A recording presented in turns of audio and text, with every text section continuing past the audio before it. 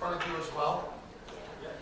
That's just getting ready for January, just so we know when we're prepared and all that sort of stuff. I emailed it to you as well.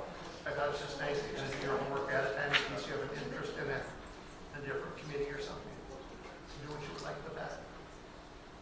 Do we just want to move on? I'd say so. Yep. So item number 5, approval of minutes from our prior meeting. I have a motion, the approval of last month's minutes. I'll make a motion to approve prior meeting's minutes. Thank you, Amy. Do I have a second? I'll second. Thank you, Ashley. Any discussion on the minutes? All those in favor say aye. Aye. Opposed, same sign. That motion carries. Next item is district contributions and donations. There's a long list, so I will read through those. First, Nitros Women for $150. Tom Hayden for $200. Betty Christensen, $100. Anonymous, $100. Anonymous, $200. And those are for the Women Aid Christmas Project. After that, we had donations from Steve Sanitation, $400. Wayne and Terry DeLugie, $600. Lakes Area Community Center, $200. Battle Lake Inn, $150. A Better Wireless, $200. Everett's Lumber Company, $100. Lake Region Healthcare, $200. And All Seasons Heating and Cooling for $1,000. And all of those were for the football fan buses. So do I have a motion to accept those donations? I'll make a motion to accept the donation. Thank you, Rachel. Do I have a second? I'll second. Thank you, Sheila. Any discussion on those donations? All those in favor say aye. Aye. Opposed, same sign. That motion carries. Consent items. Under your consent items is your monthly financial reports, bills, transfers. Item B was a medical leave of absence for Ms. Lisa Young, starting January 12th for about 12 weeks. We have a recommendation from Mr. Severson to hire Dakota Fosterman to fill that long-term sub position. She is currently student teaching in kindergarten, and she'll be our sub for that leave.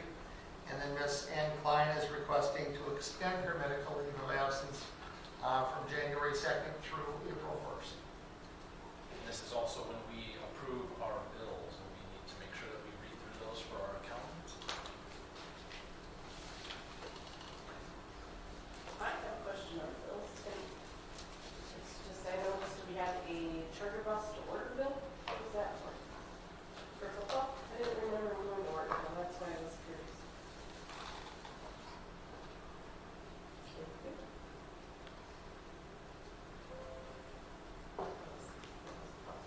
And you can see our enrollment is up by a couple of students this month as well. So that's good news for us too. Can I ask that? Notice the number changed, but I wasn't sure which way it It changed. it went, Up to 406 and 408, I believe. yeah, there was a student in 6th grade and one in Yeah. 10th.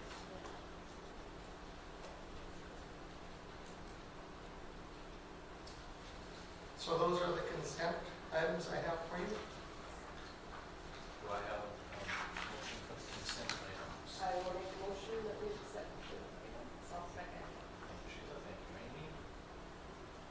Any discussion on those consent items?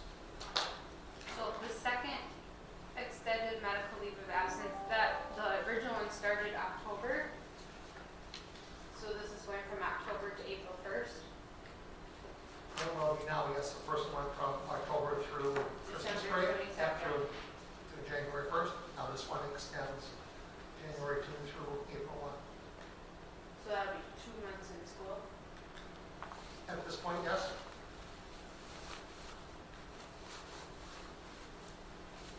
And the physician extended it. Long-term still can stay. Long-term sub can stay right now through about the 10th of February. And that's the person that's been in there since October? Correct. It's been the same person all the way. Has been, will be there basically, yes, through about February 10th or 12th was the date. We tried to see if there was an interest in staying, but they had prior plans for last half of February and March. If this would be extended further, I think there's a chance she'd be willing to come back.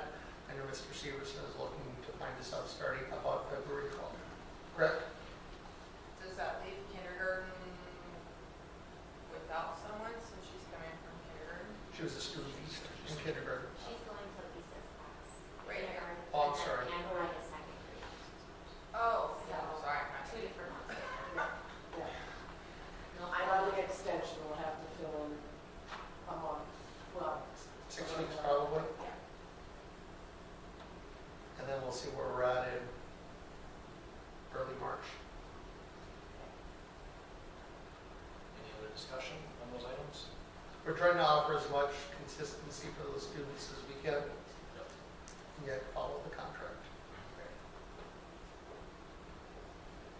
So all those in favor of the consent items?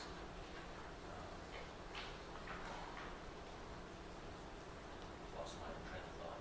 Say aye. Say aye. Thank you. I, Opposed, same sign. Consent items pass. So administrative and department reports. Maddie Cameron and Mr. Marso both understand that they'd be on somewhere around 6:30. They're at practice right now, so we can go around to the board reports, and then we'll Jump down. go to Mr. Severson, myself, and hopefully return back to them. That's okay? So board updates. Amy, would you like to start? the only thing I can say, and this is from my own children, is that they're super excited for the choir concert on Monday night. And it is a great relief to hear that. So, very excited. Other than that, we'll hear about it in January. Good. Move over to Rachel. I went to the musical, and I have to say, the casting of the musical, they knocked it out of the park casting that. That was very good, so. I don't have anything else. Okay. I also attended the musical. I had a favorite actor in it, but yeah, it was fabulous. Every time we saw it, it was just better. And then also made it to the band concert last Monday, which was very good as well. It's always just fun to hear what the music department does with those students. When's it Christmas concert? They Yes. start talking. Or the K through 3, but Yeah, and then the high school one is on Monday.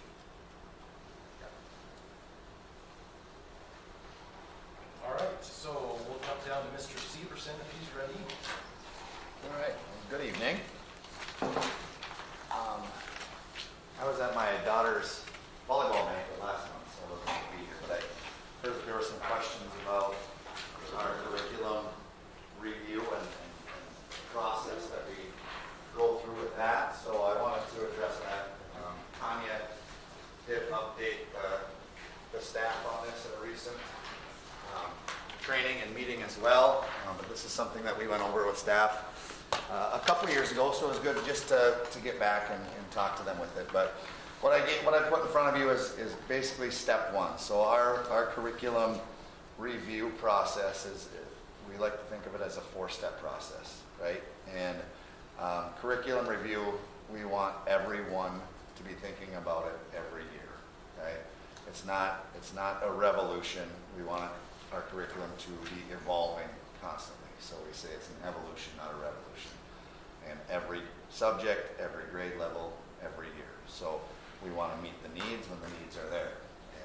And so the first step in the 4-step process would be the submission. So submission of this document right here. Once that gets submitted, then it's reviewed. So step 2 is the review process. From there, after some questions, after vetting a little bit, then it goes into a proposal process. So that department, that grade level, whatever, would make that proposal then to our instructional leadership team, our administration, and then from there, there would be, if approved, there would be a recommendation for purchase that comes to the board. So that's kind of how that all works. And then once we do have a new curriculum, there's always reviewing that and reporting back on how is it working, Are there some gaps? Are there some trainings that we need? All of that kind of stuff. So just wanted to give you guys a quick update on that. And if you have further questions, please reach out to either me or Tanya, or hopefully we can answer them. I know they came up at Meet and Confer too, right? So as part of the follow-up, want to make sure we had that because we talked about following up at a board meeting in our process and stuff. So that was helpful. Thanks, Ryan. Yep. Couple of things happening around here. We have a collaboration with Art of the Lakes. There was a grant that they received, and they partnered with the Andrea Theater in Alexandria. So Wednesday, there's going to be a play here. I believe it's called All Is Calm. Does that sound right? And so that'll be Wednesday evening. I haven't really. They told me they were going to send some flyers and posters and stuff, but I haven't really seen anything. There are some? Okay. So, yeah, so they're going to come here. They're managing all the setup and everything, and hopefully that goes well. We had some radio advertisements, so where Mr. Nudell and some students went uptown and did some radio ads for our school because we were once again voted the best town in favorite hometown in Otter Tail County, right? So 2 years in a row, so that's awesome. Been to some trainings on the science of reading and the new READ Act, how all of that kind of works together, and some of the timelines and the trainings and all of those different things. A lot of moving pieces there that I'm sure there's going to be some different adjustments that take place as well based upon the feedback I'm getting and where that all is. So non-exclusionary discipline, another big piece of legislation from last year. Gave the staff updates on that and the READ Act very recently. So just some adjustments and things that we need to continue to work on. Currently, the staff is doing their 12 days of Christmas, so you see the pictures that get posted on social media. There's dress-up days for each day for staff, and tomorrow's the big cookie exchange. So it's good to see staff doing things together and creating that camaraderie. So you guys mentioned this a little bit, but concert season is here, right? We've had a band concert. We have our elementary and choir concerts coming. So it's always great to see the kids display their talents and what they've learned and how they can perform. So encourage people to get to them. FFA had their Penny Wars last week. I did not hear who the winner was. Maddie, did you hear who? The seniors won $20. Seniors won with $20. I'm not sure what the total fundraising amount was. Do you have that at all? I know. I do know that I saw a family walking in with bags of pennies to help the seniors win, so that was good. We had the craft fair that was here. I heard good things about that. A couple of adjustments were made, and it sounded like those adjustments were positive, so that's great. Recently had another Battler Proud program. We have our Battler Proud breakfast on Wednesday, so all of our Battler Proud award winners are honored with their families, able to come and share some breakfast with us. Just another opportunity for us to celebrate those successes. So I really enjoy that.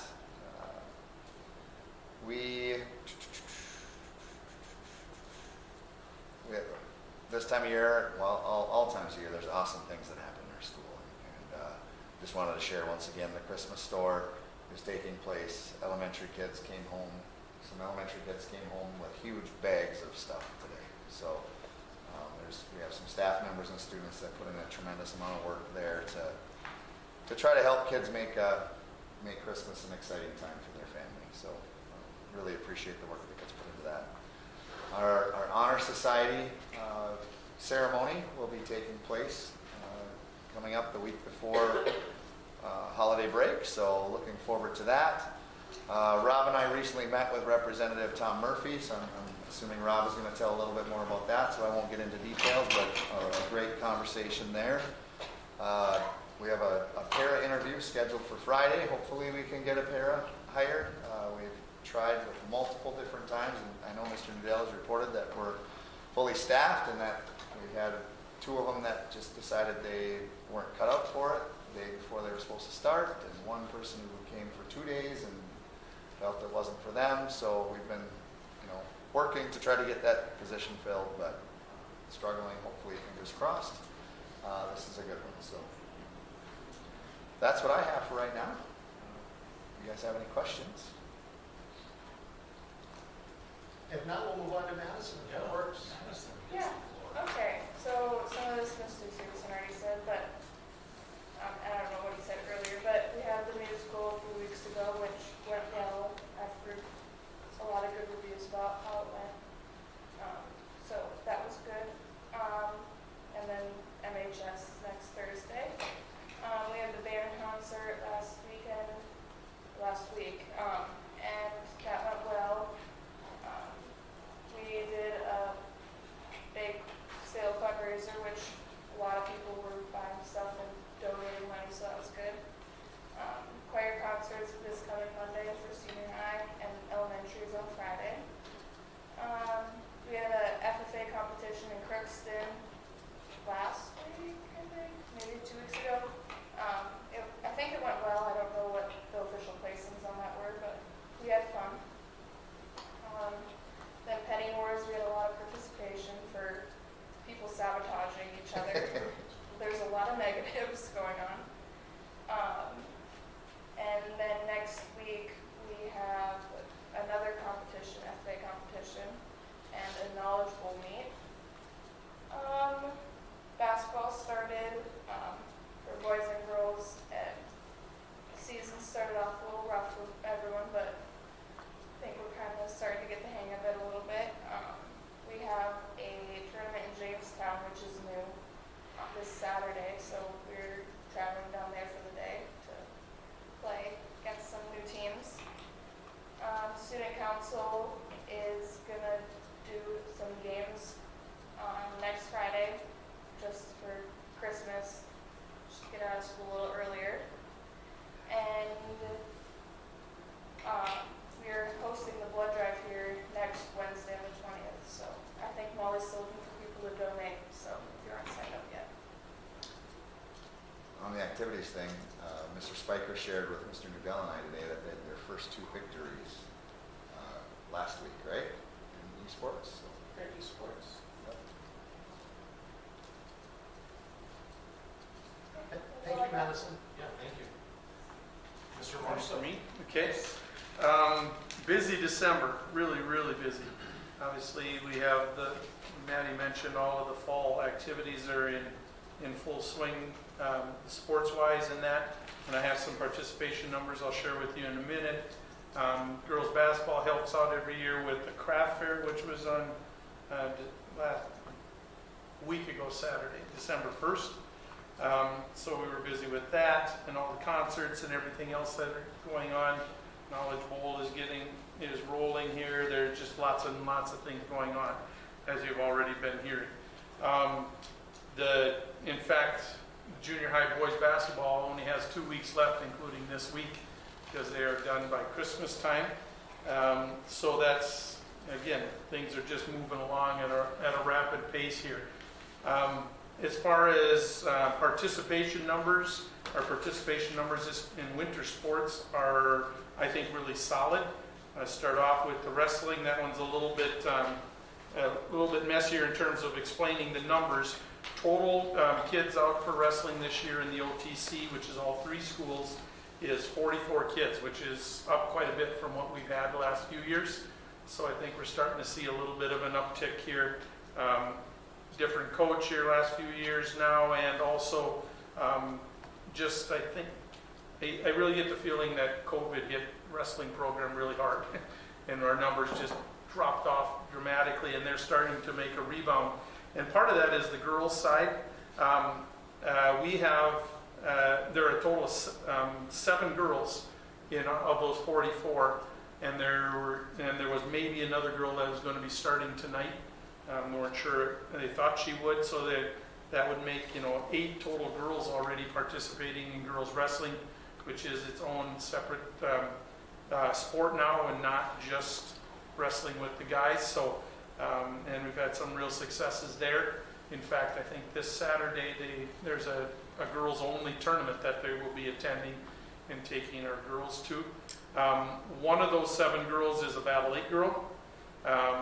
And in the boys' side, we have 3 boys, 1 junior high and 2 high school age boys in wrestling. So our side of that participation isn't quite what the other 2 schools are, but we do have a handful of boys that are out, and then the 1 girl that started a little late, but she's participating now. On the basketball side, junior high wise, we have 13 boys.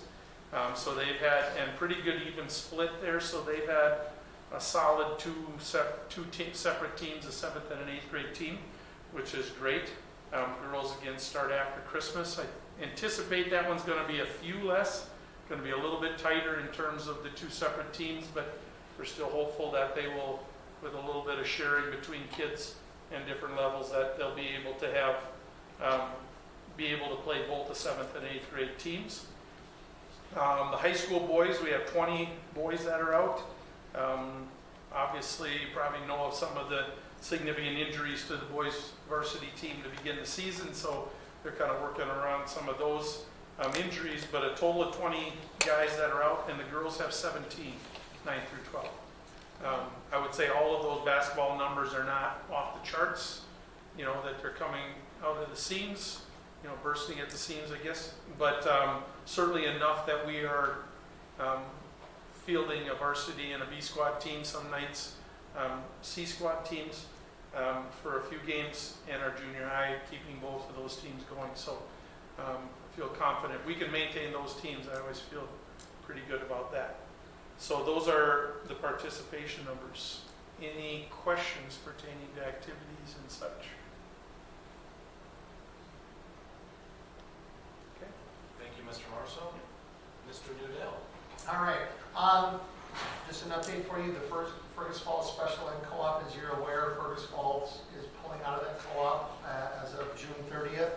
Our director, Shannon Erickson, has been offered a contract to extend 1 more year. This was going to go through June 30th. We've offered her a contract for 1 year, maybe 2, just to help us through this process. We met a bunch of the staff, just trying to figure out positions and jobs and that sort of piece. I know Fergus Falls also is competing for some of those staff, and just a lot of emotion through that co-op right now with the uncertainty of where people are going to land and end up with jobs.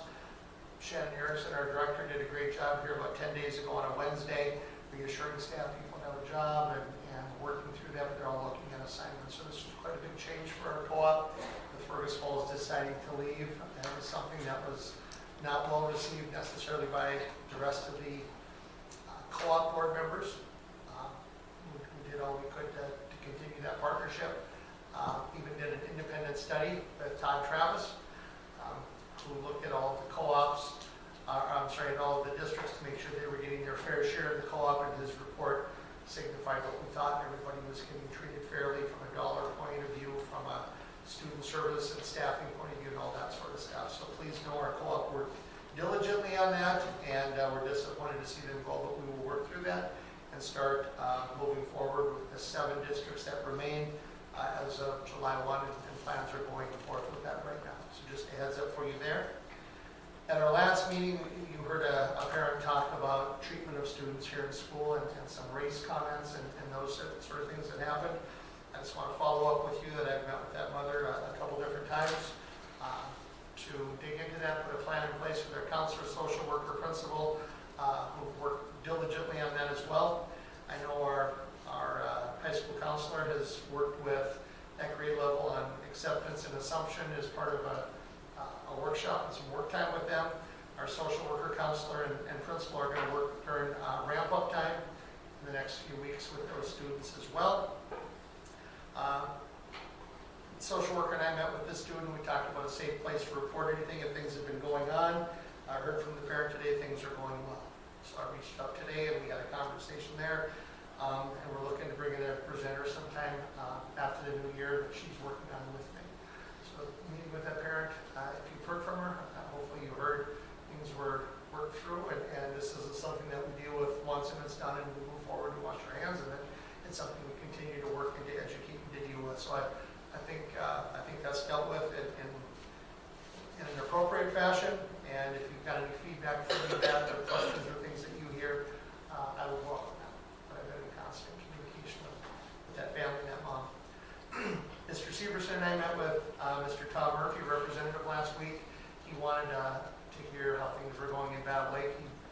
bunch of districts in the area.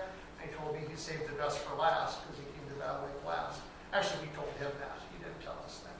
But had some real good discussion. He wanted some feedback on what we thought about some issues in school. We talked about the READ Act, the discipline issues that the legislature came up with, some funding, how prompt the READ Act is being kind of pushed through in the timeline and the staff development, the lack of dollars and all that sort of thing. He sent out an email, so for our staff, and I see Kate sitting in the audience tonight, he sent an email just the other day saying if our staff ever wants to get together with him here in January and February to have a listening session, he would love to come out and meet with our staff, after school sometime and have a chance here. I know he was very receptive, had a lot of thoughts that support Battle Lake School, and we were on the same page and stuff with that. But we talked about funding for staff, funding for schools, pay for teachers, all of those sort of things. And I don't think it fell on deaf ears. Hard part for Tom is he's the minority down in St. Paul right now, and that was a concern of his that he shared from a voting perspective. As you know, our football team, we had a day off of school so they could play at US Bank, and we met with all staff so they had the opportunity to make up those hours. Teachers have some PD they can do, non-licensed staff and paraprofessionals will have the opportunity to make that up, so all of those employment groups have been met with.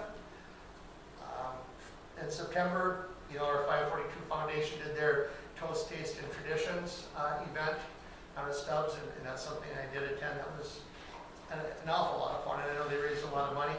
They have worked with our teachers, and our teachers have submitted grant proposals to them, total just over $30,500 that they're giving to our teachers and staff and people that applied. So I'm working with Mike Iverson tomorrow to get him that final dollar amount. We're waiting for one more cost analysis or bid to come in, and they'll be transferring some funds into our district. And I know Elizabeth will take some time on her part to get those numbers and items out. But the 542 Foundation, that's quite impressive, right? $30,500 for a school for our students and staff. So if you see those folks, please thank them. You heard Mr. Marshall talk about the craft fair. That was a lot of crowded, busy hallways and a fun day here a week ago Saturday that I attended. I'm glad Mr. Severson followed up with you about the curriculum review piece. That was something we talked about at Meet and Confer. And speaking of Meet and Confer, it's come up a couple different times about a color copy. We've heard that 2 or 3 times. Doing some research with that and some cost with that, and talking with Naya in the office. Naya says she certainly has the time to make those color copies and do that sort of piece. I've talked with her 2 or 3 different times about it just to make sure that I was hearing her correctly. I did some checking with the copy company, and we do have a lease for 2 more years on our current ones that we're not able to change over to copies. At this time, we can't, so I met with them it was Tuesday or Thursday, I forget which day last week, but I met with that sales rep. And also I said, what if we were to bring in a copier? He says it's going to be north of $5,000 a year.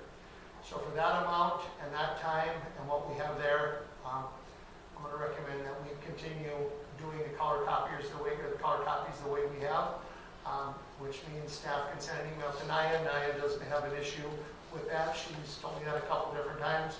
She'll deliver the copies to them or leave them on her desk or put them in her mailbox. But I think we have a better use of time and dollars than that. I do know the last couple of weeks she's been making several trips down to the workroom to fix copy machines and reorganize and do that stuff as well. So I know that's not probably going to be a popular thing to share, but I just think if we look at what's best and what's efficient for us from a time and cost perspective, that would be the direction I would like us to go. Can I ask you a question on that? Yes. And it's probably logistics that I just don't know, but there's not a way to just have their computer print right to that copier and skip the Naya piece? I don't know that answer. I'm going to maybe ask Mr. Severson for some help, but if not, we'll find some information for you. We have their computers going to the 2 copiers in the teacher workroom. So you couldn't add? And the copier here is for office staff. And I know she's got the time and stuff right now, and I just know from a cost perspective, that's something we would want to look at. those copiers are much more cost effective and efficient. But, Maybe we could add it into our bond. Right? We could be a part of that. well, and that, so, I just am confused, and that's, so you just have to work with my lack of knowledge in technology, but, so we couldn't just add a third printer queue into a teacher's system and say, oh, well, now they're gonna print the printer 5, which is Naya's color printer, and it's gonna go in color, you know? Well, Matt probably could, but what the deal is those copiers are way more cost effective, and there's so much waste that we've seen that we want to prevent the waste. I think if you were to walk in the workroom someday and just look at how much was printed and not picked up at the end of the day or end of the week, how many copies were used. And I'm not trying to nickel and dime people, but I'm trying to be fiscally responsible as well, is that there's a lot of those that are there and just not done. I know talking to Elizabeth, talking to Naya, others, even when I've walked in there, there's a bunch that are just not picked up. And I think that if it's something colored, they can send it to Naya. You can ask Naya anytime. She says she's got the time, it's a click of the button for her, she's glad to do it before that. That's one more step in the process. It's the $5,000 step. So from my point of view, I think that's where we're at. And that answers my question, so thank you. Next question on that then is, if the contract's up in 2 years, are we going to have a little memory jogger for ourselves that in 2 years maybe getting color to? I think we'll do a cost analysis then and take a look at that. Is I the asked him copier, about getting out of the lease the other day, and he said, no, we got 2-year lease, those sort of things, is what the sales rep told me. is the copier in the office color? Is that a color copier, or are we talking a separate? That's color and black and white. And the pure cost for a color copy compared to a black and white one, it was quite a big difference. Any other questions or things I can help with? Thank you, Mr. Udell. Thank you. On to new business. We have a resolution to pass. And this is part of the bond issue. This is something that once our bond issue passes, a resolution we need to move forward with. So that's being brought So I to you. need to read the resolution, and then we need a roll call vote. So let it be resolved that the school board of Independent School District 5, number 542, Battle Lake Schools of Otter Tail County, Minnesota, as follows. I'm not going to read the page and a half of the resolution, but it is stating the intent of the school board to issue general obligation school building bond in the maximum aggregate principal amount of $3,520,000 and taking other actions with respect thereto. 33. Yeah. Sorry. Thank you. So, roll call vote. We need a motion. Oh, we need a motion. So I need someone to make a motion to accept that resolution. I'll make a motion to accept the resolution as well. Second. Thank you. So now roll call vote. Rachel, Aye. Ashley, Aye. Sheila, Aye. Amy, Aye. myself, aye. Paul Ness. Is an aye. So that motion, that resolution passes. So certify pay 2024 tax levy. And that's something we talked about through our truth in taxation, right? We had the amount that was levied and then the voter approved amount. So that dollar amount is $4,002,485.80.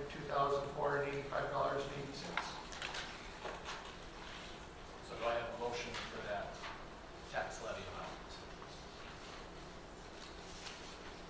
I'll make a motion to tax levy amount. Thank you, Sheila. Do I have a second? I'll second. All those, oh, sorry, Rachel. Thank you, Rachel. All those in favor say aye. Aye. Opposed, same sign. That motion carries. Sheila, would you stop in the office after the meeting, please, so we can have you sign a sheet that we have to send to the state? We can't do that until after the certified tonight, so if you can stop in for a signature, that'd be great. the second reading. As part of our food service review, we shared with you an updated policy that was introduced last month in the meeting. Shouldn't be anything that really grabs your attention. It's just to make sure we're compliant and have an up-to-date policy. And that's the direction we need to go. So we're looking for you to approve and update that policy and make that a school meals policy. I'll make a motion to approve the second reading.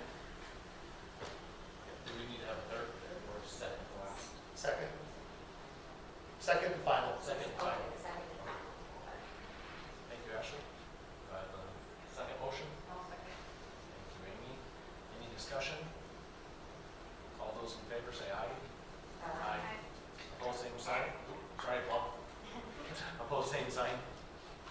That motion carries. D, site logic. Now, before we get to the Site Logic presentation, we have an action item that we should look at. We received a bill from Site Logic for some of their services, and I believe I mentioned that to you. It's something that, being we passed that first resolution, we're able to use some of our district dollars to pay Site Logic. Our bond issues will then go, once that's issued, we'll go back and replenish those accounts. So I'm recommending that we make a payment to Site Logic for $200,000 as partial payment as we get going until we get our bonds issued.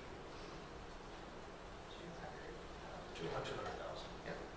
And that's something we have in some district funds, and we'll replenish that with the bond issue dollars, so it's not costing our district any extra. It's all part of our bond plan, it's all part of that.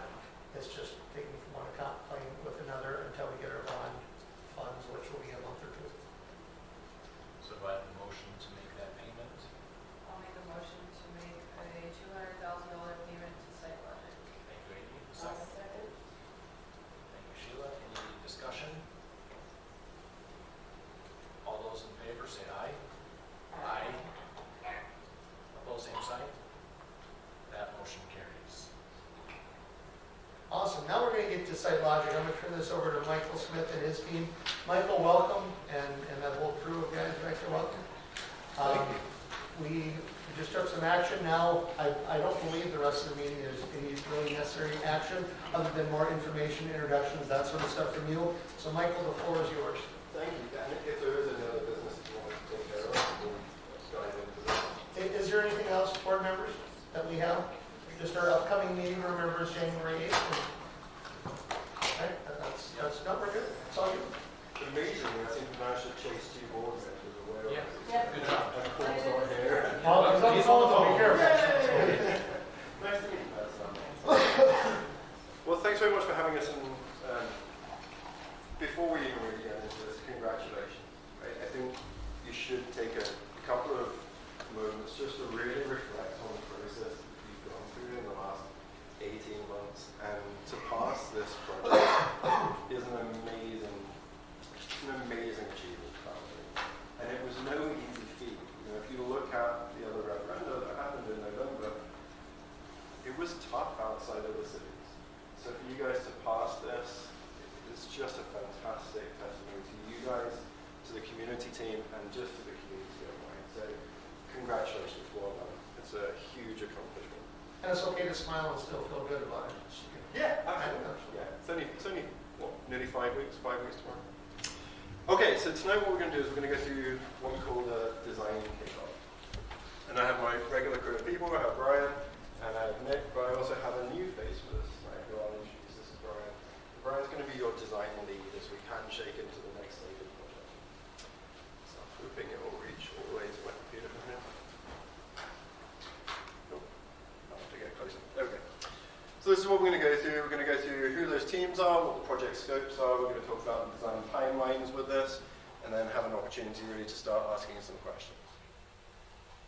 Okay, Battle Lake team. I'm going to distribute this out to you so you have all the contacts. I don't expect you to be able to read those off there. But the main people that I'm interested in introducing you to, Josh Lester. Josh Lester is going to be the implementation executive, who's kind of behind the scenes order. He sort of fulfills my role as we move into the design and into the construction side. So he'll be in the background just really overseeing what's going on. If there are questions, he's the main person to really go to. Underneath there we have Brian. Brian, give us a wave. our design project manager on this. So as it says, Brian's the lead design project manager, deals with collating all of the information. So we're going to take different user groups from all sorts of different avenues, and then really kind of guide you through that design process. You guys locked out? Yes. Sorry. Doors that work both ways, that should be on the list. Right. Rusty is not with us tonight, but Rusty is going to be your project manager. So he's going to take all of the work that goes through the design team, he's going to be your implementation manager. He's actually going to turn that into reality for you. And then Ashley Wong, who's going to be your project designer from an architectural side. So you have some quite large architectural scope going on with this project. She's going to be really invested in terms of turning those conceptual ideas into bricks and mortar. Behind the scenes, even more, we've got a senior electrical engineer, Matt Gronick, Ben Decker, he's going to get down and dirty with all the mechanical stuff. We've got Ken Combs, who's going to be the architect on record. Mark Lindvig, who's the director of design, so if there's something that's you need to escalate, Mark is the person that we're going to. And then Roxanne Cortinas, who is the director of engineering, again, fantastic resources around the mechanical side.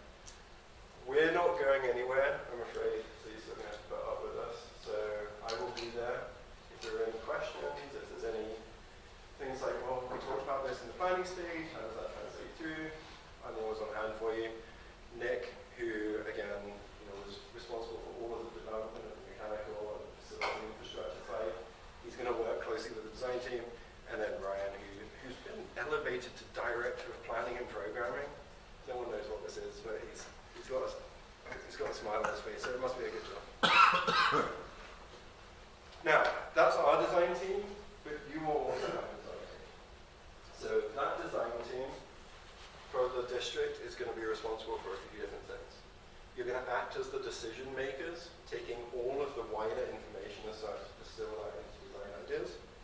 You're going to act as the body who actually makes the decisions on those different things. You're going to be the change agent too, so if we have to change any of the scope, that body's going to be responsible for agreeing that. You're going to be the body that we report to. On a daily basis, we'll report to presumably superintendent and most importantly Pete. And then I will emphasize there's going to be a lot of design decisions to be made.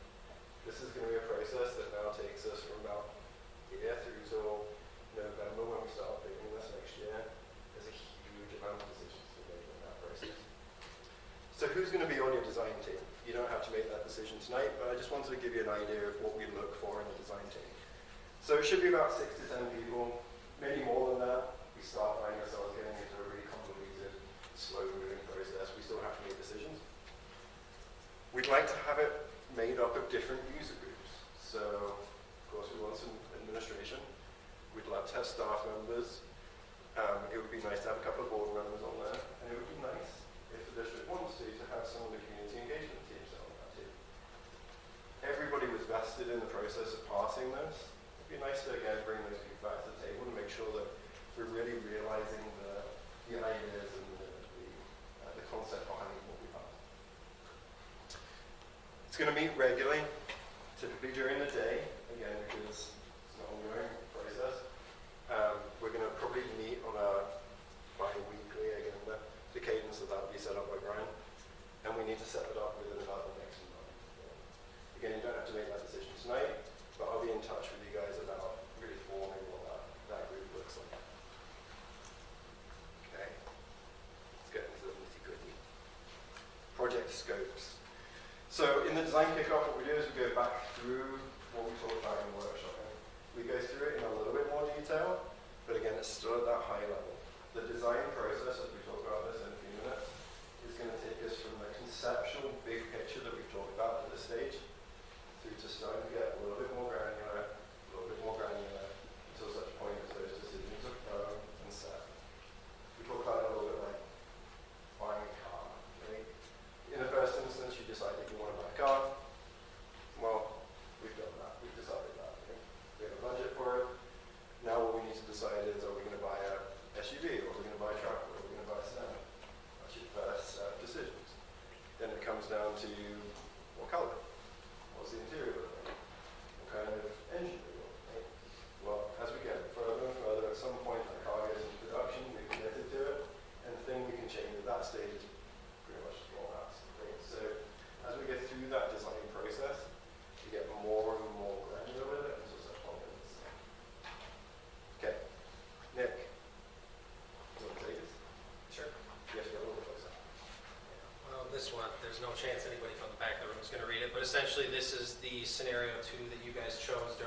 shopping, a little over $30 million, and I've split it between two slides here. The first part would be the infrastructure.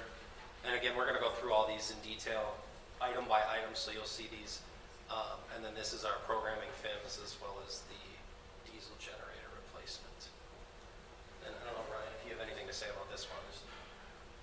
Probably not. We're gonna touch on each one, kind of the areas briefly, but we have two additions. There's one at the front of the building. There's one kind of in that northeast corner of the building, the plan, and then some renovations throughout the building. But we'll touch on those individually. Let's see, does my pointer work on the screen? It doesn't. Okay, I'll do my best without it. But 8.1 here is your interior door replacement. Looking at all of the red dots on the map there, corresponding to all of the doors that we deemed needed to be replaced. Ryan, I'll give it to you for a little while here. The next 3 or 4. Yeah. So there's some ADA compliance updates that we'll be doing throughout the building. So in the red dash boxes, all the restrooms that currently are not ADA compliant will be renovated. And then, of course, new fixtures, new partitions, new whatever's required within those restrooms to make them ADA compliant. Building. I might have to go close. Closer. So 8.4 is ADA upgrades to the locker rooms. So those locker rooms will have a full gut and redo of those to make those compliant, but also to make them function, make them a little bit nicer, more comfortable spaces as well for the students. And then that is that locker room next to the cafeteria that's currently not in use, but we'll update that, make that ADA compliant, and then it will allow for your facility to utilize that space again. And then we broke apart those restrooms at the front because there were a few things happening around us. So updating that game of restrooms in the front entrance as well. Scope, and that's an ADA upgrade as well. Next item I've got here is the Energy Management and DDC Recommissioning Allowance. So this is going to be combing through the control system that you guys had installed at the building, fixing any potential issues that we might find specifically in tandem to some of the mechanical installations and new air handling units and things that we're going to be putting in. So just making sure everything works cohesively once everything is installed. Next one I've got here is upgrading your main electrical service and switchgear. So in tandem with the cooling that's going to be added in the light blue, kind of on the right side of the picture there, you need to upgrade your electrical service. So this will be doing that in tandem with the cooling that's going to be added in some of the later items you'll see. Also going along with this, we're looking at upgrading the electrical distribution system in the light blue areas there. Most of that was 62 and 68 vintage, so just an opportunity to upgrade it as we go here. Before you skip forward on this. So highlighted in the yellow there, the coordinate of the district and the locations and the additional classroom hours. So again, one of the easy design decisions is we need new electrical services, but classrooms have changed, right? I mean, we use a lot more electronic equipment than ever before. So part of, again, that granular design decision piece becomes how do we want this room to operate? How many pieces of equipment do we need in this? Is everyone using laptops? Is everybody, or is this just a traditional classroom space?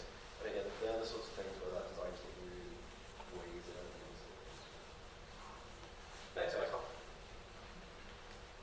And then this one here is variable speed drives and ventilation control. So looking at adding drives to be able to modulate the motors of the different air handling units and pumps here from 100 down to 0 to help you guys with some energy savings as well as some temperature control in those spaces. We've got an allowance for some window caulking, door sweep replacement, and other potential building infiltration improvements that we can find. Got 3 FIMs here, just 3 different areas of roof that are all going to be replaced. The blue, the pink, and the brown are all the 3 different areas. Looking at window replacement, so this one, again, will be hard for you guys back there, but all the windows that have tags attached to them are from 1998. We'll be replacing all of those windows. The 05 and the 08 windows will remain. There's a large exterior repairs allowance here for tackling control joint caulking, fascia, and stucco repairs, so those holes that are way up high from the birds. There's a few areas in blue of brick repair kind of on the south side of the building. as well as some spot cleaning of masonry block where the orange squiggled lines are up at the very top. Looking at a pretty comprehensive exterior door replacement here. It's all the doors except for 2 of them, and those are highlighted in orange. Looking at parking lots, I've got 2 items here. The first one, all of the parking lots highlighted in red. We'll get crack fill and seal coating. And then the parking lot down there in the bottom left, highlighted in light blue, is your gravel parking lot right now. Looking at doing an expansion and paving of that parking lot. And to give you a general idea of the space that it's going to take up, the blue kind of expands into the grass, and that's part of that expansion of that parking lot. In coordination with the locker room renovations and upgrades that Ryan talked about, we got a little bit of asbestos abatement. First of which is some adhered ceiling in the green there. And then the next item, circled in red, up above the ceiling, there's some insulation and pipe wrap that has some asbestos in it that needs to be abated. The fire alarm system. So this one initially was to replace your entire fire alarm system panel all the way down to devices, but Pete let me know that the panel itself failed on June 25th. And has been replaced since, so there'll be some coordination with the design team either to cover the cost of the panel itself or just what we're going to do with that additional budget from the panel since it's already replaced. But the devices will be replaced as a part of this item. Boiler plant replacement. So currently you have the 3 boilers in that red circle there. 2 of them gas-fired, 1 of them is an electric hot water boiler. Looking at replacing all of those boilers with new hot water condensing boilers. And just a part of this to note, kind of the detail that we go into on these ones is because of the size of those boilers in that space, we're going to have to cut a hole in the back where it sticks out into the courtyard, kind of on the right side of the circle there. We're going to have to cut a hole and install a double door. There's just a single door right there, so access was kind of a challenge that we had to think about in this one. Looking at replacing the domestic hot water heater in the kitchen. Replacing air handling units 5 and 6. So these are the units that serve the cafeteria that are hung up there in between the ceiling joists. Both of those will be replaced with units in the exact same location, and then cooling will be added to the space. It currently doesn't have any right now. Be replacing air handling units 7 and 8 that serve the gym. Again, like-for-like replacement in the same area. These are kind of hung up above the sides of the stage. And we're not adding cooling to these because the cooling in your gym is taken care of by 3 heat pumps that sit over top of the stage. So these just provide outside air to the gymnasium itself. We're planning on installing a rooftop unit over top of the wrestling room. So right now it has unit ventilators controlling, or I guess doing the heating in the space. We're going to install the rooftop unit over there on the right, the big red box on top of the wrestling room, and then running ductwork into the space to provide heating and cooling in the wrestling room. Got some classroom ventilation improvements. So this one is for the band and pre-K classroom. So we'll be installing a rooftop unit where the black dot is on the image there, and then running ductwork into the individual spaces and giving you guys variable air volume boxes to control the individual space temperature within those rooms, and adding cooling as well. The spaces aren't cooled at the moment with the exception of B77. That pre-K room has a small mini split unit to give them some cooling in there. Same sort of item here. This one's going to be a rooftop unit for the science and currently what is the choir classroom. Installing it on the roof in the hallway there, and then running ductwork and variable air volume boxes to control the temperature in all of the spaces. We've got replacing the kitchen makeup air unit that's up there on the roof with a like-for-like unit. Oh, wait, Nick, don't jump to that. Go ahead. I'm going to put you on the spot. What does a kitchen makeup air unit do? Typically, the kitchen makeup air unit is to bring in the excess air that you need because the hoods that they use for cooking pull so much air out of the spaces. So kitchens typically need a dedicated unit to bring in extra air that's being taken out of the space. Anything else you want me to add to that? You did a good job there, didn't you, Mike? Yeah, I did. basket, 10 minutes. And then this is the big one here, and I'm actually going to skip to the next slide just to kind of give you an update of where it's at if you're not in the loop. But last winter, Brogard Plumbing and Pete dug a big hole in the kitchen and replaced a large section of piping that had failed and was causing the majority of the blockage in the plumbing system that was backing up the drains. I don't know if you guys remember those really nasty photos that we had from sticking the camera into the piping, but they dug the piping up in the kitchen and replaced that section that had really failed and caused the blockage and was getting all the sediment into the system. So from what we know, it's remedied most of the backup issues so far. Yeah, so far. But as a part of this process, Brogard Plumbing recommended that we take a look at the rest of the piping that was connected to this. It's 62 and 68 vintage. I'll back up here on the map. So really good idea using yellow color, Nick. But 1968 piping, which is highlighted by the yellow in the upper right, and then the 62 piping, which is that kind of teal color. They saw that the condition inside of that piping was not that great and likely going to rot through, kind of similar to what happened in the kitchen. So what we've got here is we're going to abandon all of the existing piping in place, which is represented by the kind of dashed red line around all of that piping, and lay new sanitary piping in the hallways, and then tee in from the hallways into all the different fixtures in the spaces to remedy that issue and give you guys brand new sanitary piping, so hopefully no backups or issues like that ever come back. And I think pass it off to Ryan again. We'll touch on some spaces that hopefully are a little bit more exciting than ADA restroom upgrades. We'll start at the front entry, which will have a huge impact on the look of the front of your building, but also how visitors and your students and staff and parents enter the building. So it's a pretty substantial addition at the front, which will provide you with a safe and secure entry, so we can renovate the existing office to make sure that when visitors come into the building, they're required to go into the office, meet with the receptionist, and before they're given access to the building. And additional to that would be that kind of welcoming dining commons at the front of the building. So with another piece that we'll talk about on a following slide, creating a collaborative space in that entryway, but also allowing for some dining space as needed. So I don't want to work too far ahead. Yeah, I have a question. Yes, So sir. that safe entrance, Yep. if everyone entering the building has to get routed through the office, then obviously when they leave the building, they get routed through the same office, right? Yeah, so how it will work is there'll be doors on the exterior and on the interior of the vestibule that you will unlock for, when students are coming and leaving. You'll always be able to leave the building, egress the building as well. I'm only just thinking like after games, you know? Yeah. There's that. And it's really small, so there are doors here and here that will be able to exit. But during the day, you'll lock the interior side doors. When a visitor comes in, they have to go through the office. So that dining commons will also work with a following improvement. Will add a warming kitchen and concession stand at the front of the building. So we've talked about maybe serving elementary students or a small group of students at the front of the building as an option. I keep going the wrong way, I apologize. Then I'm too far away.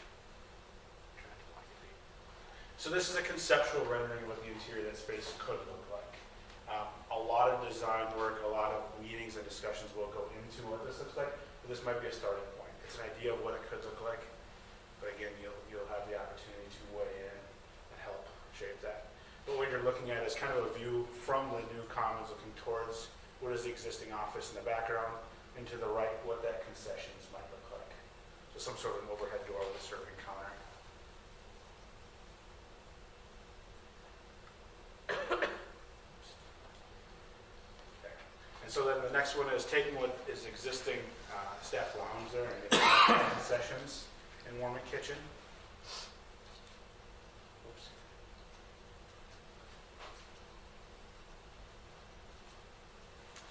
And then in the existing shop would be a renovation of the CTE shops and classrooms.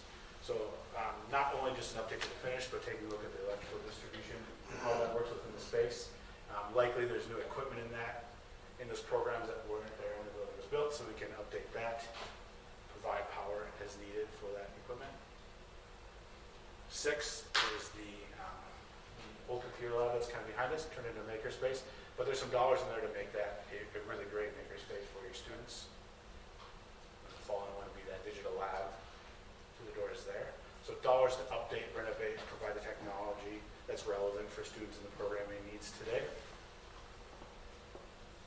And then the big addition towards the northeast corner of the building. So you can't quite see the numbers, but number 9 is the existing band room. Renovating that space, making that ADA compliant, updating it with finishes and the proper acoustics to make that a great music space. And then next to that would be a new band room, likely. Likely the existing band room would turn into a choir room.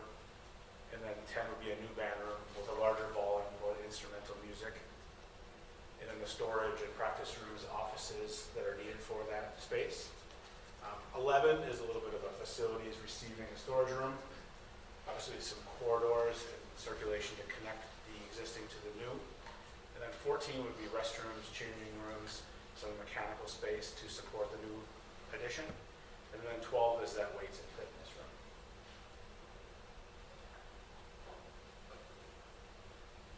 I'm going to have a couple of conceptual renderings. This was a conceptual rendering of what that band room could look like. So larger volume to support instrumental music. Generally, we're looking for ceiling heights of 18 to 22 feet. We'll work through that throughout the design process. Then the proper acoustics and engineering in that space. So for band rooms nowadays, are you not allowed to have like the tiered, for different? You can, but they have to be ramped. What we're seeing more of now would be portable risers. So you can bring in portable risers that can make that a flat floor as needed. I would say be more common today. But there's flexibility in the design to allow whatever is preferred by the district. So the new band room will also be a fair bit larger than the existing.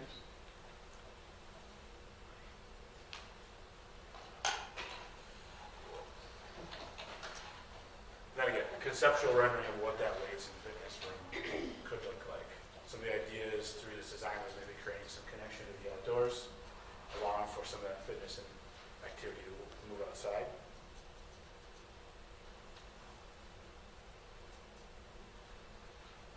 So I would ask this because it's going to come up anyway. Sorry to ask so many questions, That's but great. we're going to retain our like girls' bathrooms and boys' bathrooms, right? And then potentially maybe like a family bathroom would be nice for changing babies at the front of the building type thing. Yeah, so I guess the layouts that we're presenting are, again, conceptual. We have budgeted the square footages that you see in those spaces, but what they look like, there's a lot of flexibility that Brian and his team will go through as you work through the design process. So if there's the desire to break a chunk of that out for some single use, there are some single user restrooms throughout the building that Yes. could be signed or different ways to make that space work for that function. There's certainly some flexibility.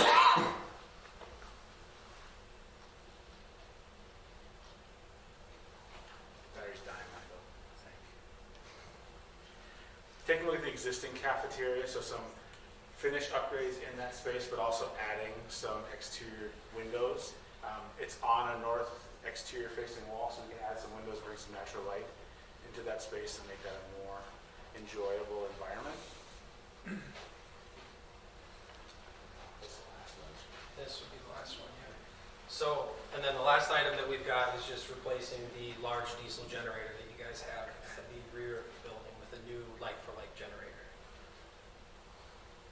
And then before we get into the design schedule, any questions, any slides you want to see us go back to? Otherwise, I'll give it back to Michael. I didn't see the slide of the indoor playground for the children. Oh, I have it right here. Right. I'm kidding. Like no pack eventually. Was there a spot designated for like the snowblower and stuff like that? The snowblower. Yeah, for the stuff that we were moving into the CTE room, everyone? So, It's parked in there now. I figured it was. So there is that facilities receiving space. I mean, that was part of the idea, is to get that to an exterior wall, so it's not in the center portion of the building as it is today. Yeah, so flexibility into what that looks like. There's a fair bit of square footage there, pretty big more than you have By the today. band. That's the space that he's talking about up there is the, What that looks like is really up to your district and figure out how that functions. But it's on exterior walls and overhead doors and lots of receiving functions that Because we need would to put that certainly up.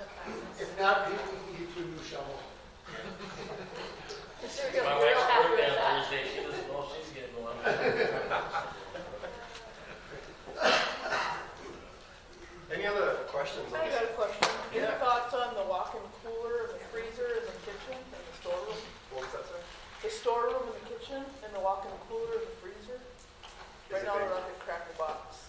Any ideas on expanding any of those? In the actual kitchen. Freezer space is about enough of, the freezer is about 5 by 3. And we could use about 10 by 20. Yeah, it's not a facility improvement measure that's listed within this. That being said, again, as part of that design team, I would suggest you have that input. How this will work is essentially each of the different projects that we talked about has an allocated budget, and all of that needs to fit within the referendum scope budget. So if there are funds left over, the district can decide how they want to utilize those funds, and you'll end up with a project list that potentially could be done. Any other? No? All right, well, rather than Brian just standing here, I will introduce him. Brian, do you want to just introduce yourself really briefly, and then we can talk about the design schedule? It's actually the down arrow goes forward. Okay. Yeah. So,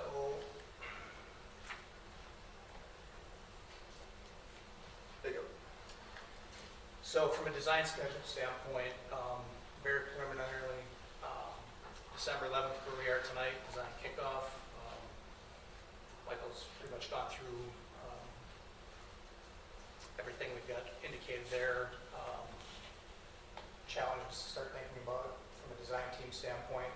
We'd like to be involved with that so that as we move into schematic design, we can start scheduling those meetings and having that participation.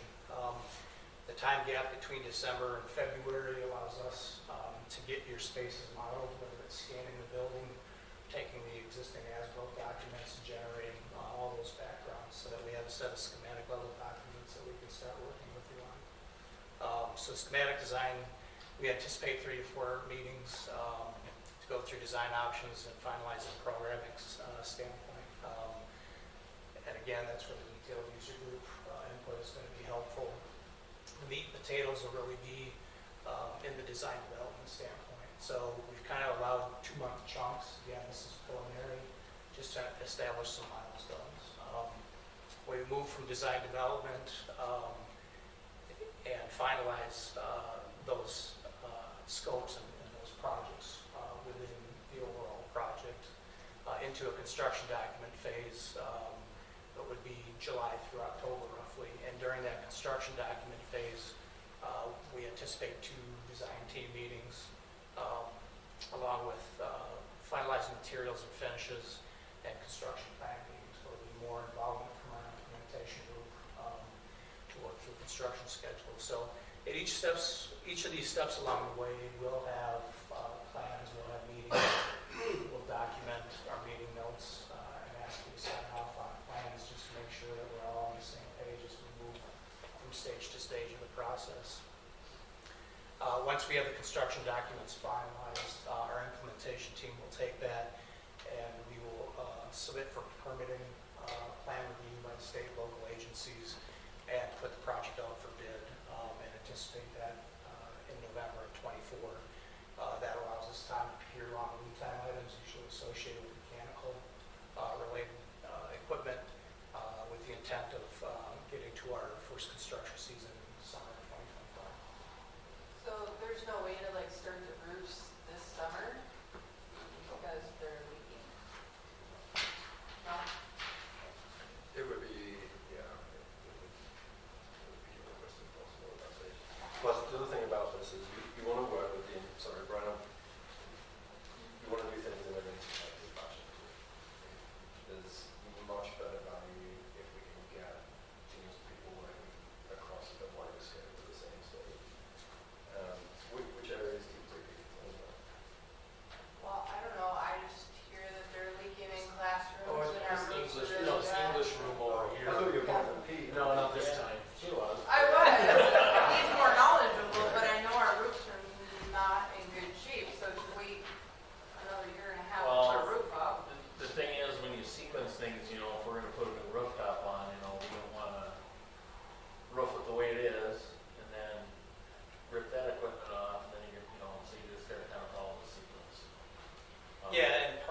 rain sucks, we're gonna have to live with it for 2 years, but we'll be okay. Year and a half. Part of this process is trying to prioritize what we want to be done in that first, construction season.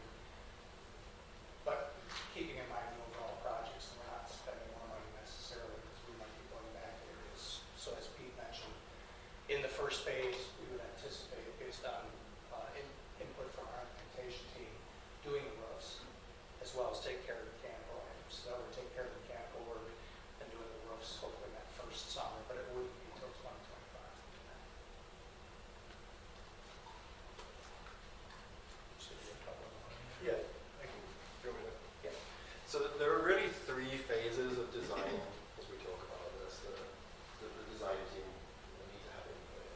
The first one is schematic design, and this is literally where we're taking those wide ideas and starting to just narrow them down. We're going to have user groups, we're going to have input from teachers. It'd be great to have input from students. It'd be great to have input from a wide range of people. And as we go through that, we start to really distill those ideas, so that as we go into design development, those become more solidified. They start really now turning on paper. We're looking at the feasibility, the code reviews within all this. We're starting to choose materials, we're starting to choose finishes. So it's really now deciding exactly what we want those spaces to look like, so that as we actually draw them out, put them into this construction design documents phase, now we know exactly what car we ordered, we know what the color is, the material, and we know exactly what it is that's going to be turning for our door. Once we have all of that done, that's where we'll handle the bidding stage of this. Again, with a view to try and get some of the non-million items right up front with it. Things like electrical panels are about a year out right now. And once all of that's done, you will have a whole bunch of people who will bid on this. We will make recommendations, but it's up to you as a school board to decide who it is that you want to consider. You're always in control of those decisions. We will make recommendations, but it is ultimately up to you guys to decide. And then we get into the construction phase. So starting in summer 25, this is when we're actually going to start seeing the real fruits of, at that point, nearly 3 years worth of work. Okay. So the importance of the design team. It's going to be quite a lot of work. Right? There's going to be a few different ways that you guys can have input. You can have input as that design team, or send your emails with just the different groups. There'll also be user groups who will filter into that. You'll spend time with Brian and his team, really giving their input. So there's lots of different ways that you can still shape and influence this without being on that design team.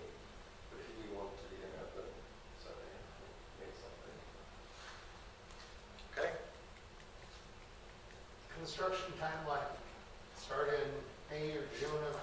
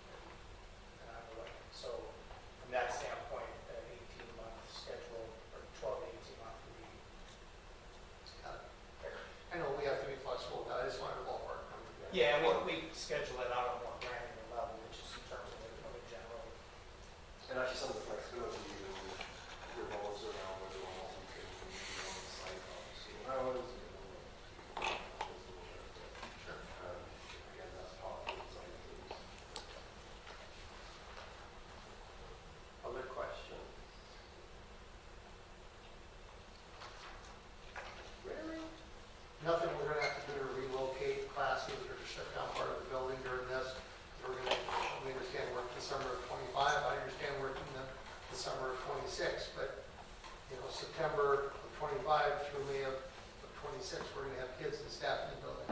Should be no issues with having school that school year. Not right now, it would be our intent to try and avoid that.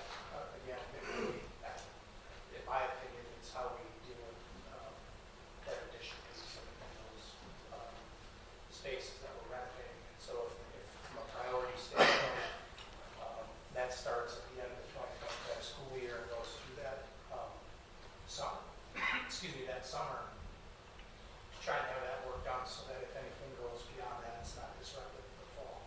Thank you. Nick, plumbing, did you see that the lead requirements in drinking water are lower that limit starting in July? I haven't seen that, That's no. something to look at, it's going to 5 parts per billion. Okay. They were allowed 20 in the past. Okay. Yeah, we'll bring it up with design then when we talk through that. We've got to have some pretty comprehensive meetings on that one, so. Something to think about. Good, thank you. Okay. While we're ready back to you.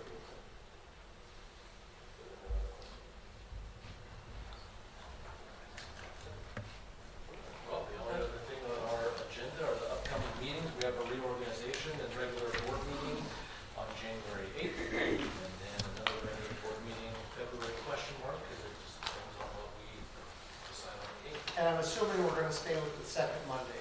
We can do that just because I'm trying to coordinate with the other district. So if we can look to do that